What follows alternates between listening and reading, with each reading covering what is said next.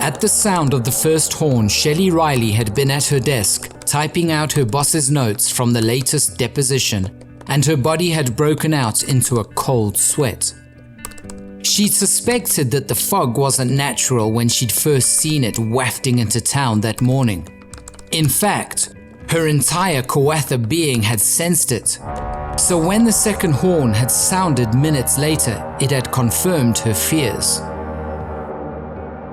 Almost immediately after the second horn, all the Kawatha in the office, making up almost half the staff, were called telepathically by the Kawatha elder, Charlene, to meet in the conference room.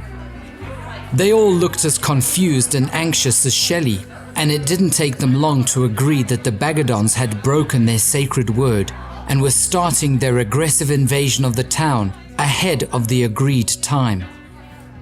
Shelley and the other two PAs had then gone to their respective bosses to ask them to gather in the conference room for an emergency meeting with everybody. As the Kawatha elder, Charlene had been the one to tell the flabbergasted humans that they were in terrible danger and that they needed to go hide in the basement. Typical of humans, they'd at first resisted and had demanded to know what was going on. Charlene, ever patient but fierce and strong-willed, had used her most commanding voice to practically order them downstairs, and for a wonder, the frightened humans had obeyed. Especially after she'd told them that their lives might be forfeit if they didn't. Once they were secured in the spacious basement, which the Kawatha had secretly stocked with food and water in case something like this ever happened, Shelley had informed Charlene that she couldn't stay, and the elder had agreed that Mary was more important and needed her mother's protection. Charlene had also ordered her to get Mary to the Shashas as soon as possible, and after acknowledging her, Shelley had closed and locked the thick metal door. Before leaving the office at a run, she'd activated the protection spell surrounding the entire building to keep the Bagadons away. And as soon as it was safe enough to do so, she'd return to let everyone out. Charlene was going to be needed soon anyway, if what they suspected was indeed happening. Shelley continued on through the conjured fog towards the suburb where she lived, walking and jogging intermittently on bare feet as she couldn't move fast enough in her high heels. She didn't want to risk taking her car because of the poor visibility and because she didn't want the Bagadons to see her and attempt to stop her.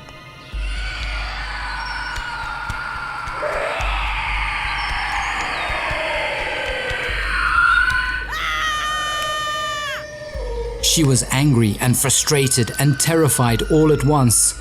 Everything was happening too fast and at the wrong time. It had already taken her much too long to reach the end of her suburb because the Bagadons were everywhere.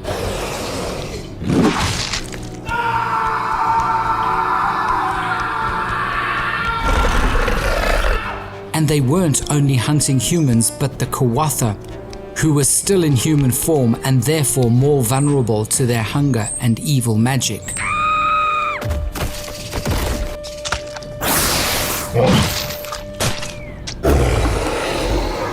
The ancient sigil she'd had made by a jeweler in town, which hung around her neck on a gold chain, was infused with elemental magic and kept her off the Bagadons' radar.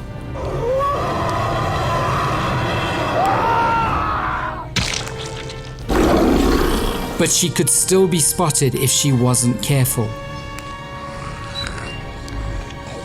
Fortunately, as an air elemental, she could blend into the fog easily, making her practically invisible.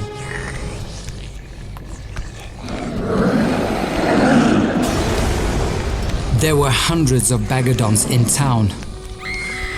More accurately, around 1,300.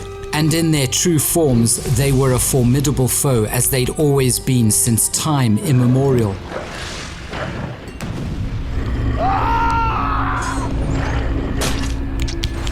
About half of them were changelings from the exchanges made hundreds of years ago with the humans, and the rest had undergone the painful process of shapeshifting to insert themselves among the humans to spy on them and wait for the day they would attempt to reclaim the forest and the land by force.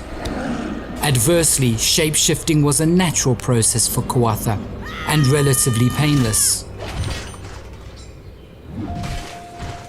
As soon as the Bagadons had begun creating changelings, the Shashas had ordered hand-picked Kawatha to also live among the humans and protect them from the insidious intentions of the Bagadons.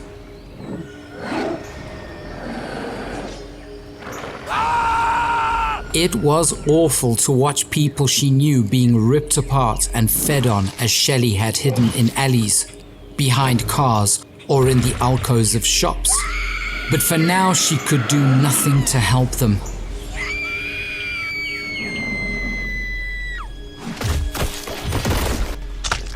Mary was the only person she needed to focus on right now, because if the Bagadons got to her before she did, then the battle was already lost.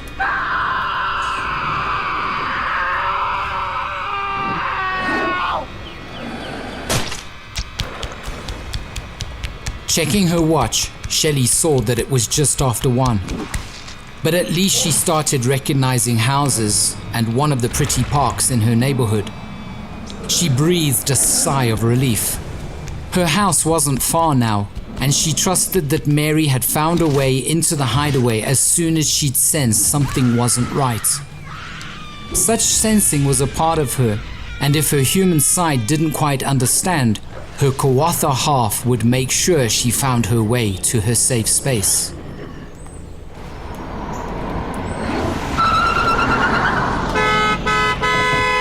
As Shelley dodged a car driving way too fast, then crouched behind a van to hide from a chasing Bagadon, the symbol on her necklace glowed, and the creature moved right past her without stopping. Moving quickly up the wide street that would take her to the road that led to her house about half a mile away, Shelley recalled the sacred gathering of all her tribe leaders 3 decades ago to discuss what to do about the continued expansion of humans and their systematic destruction of their beloved homes across the planet.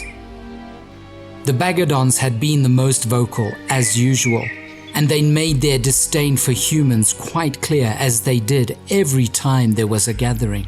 They found humans' pathetic attempts to surround themselves with nature amidst the poisons of concrete pollution and the need to occupy more and more land abhorrent. The magic had been leaching out of the world since humans first appeared and embraced progress, and all the fair folk across the earth strongly agreed that it was dangerous and wrong.